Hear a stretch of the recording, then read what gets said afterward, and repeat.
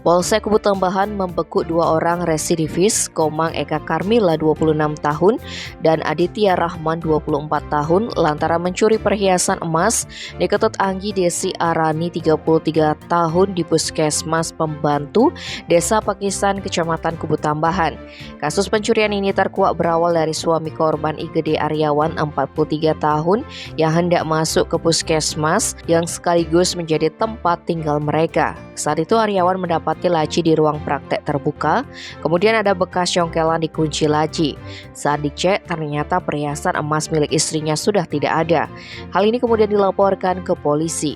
Kapolsek Kubu Tambahan Ketut Suparta Senin 30 Januari mengatakan, dari hasil penyelidikan diperoleh informasi bahwa Komang Eka Karmila melakukan transaksi penjualan emas di daerah Desa Bonting dengan Aditya Rahman 24 tahun alamat Banjar Munduk Kunci, Desa Tegalinggah, Sukesade.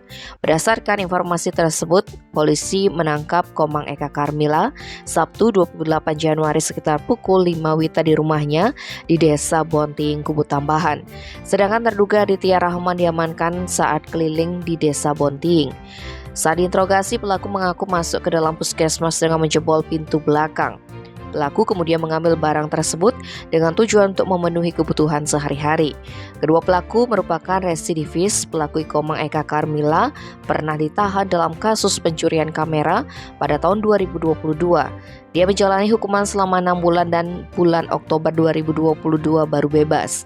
Sedangkan terduga pelaku Aditya Rahman pernah dihukum dalam dugaan tindak pidana pemakai narkoba. Dia menjalani hukuman selama 1,3 tahun pada tahun 2020. Akibat perbuatannya, Komang Eka Karmila disangka telah melakukan tindak pidana pencurian dengan ancaman hukuman 7 tahun penjara. Sedangkan terduga pelaku Aditya Rahman diancam hukuman 4 tahun penjara. Tim Bali Express melaporkan.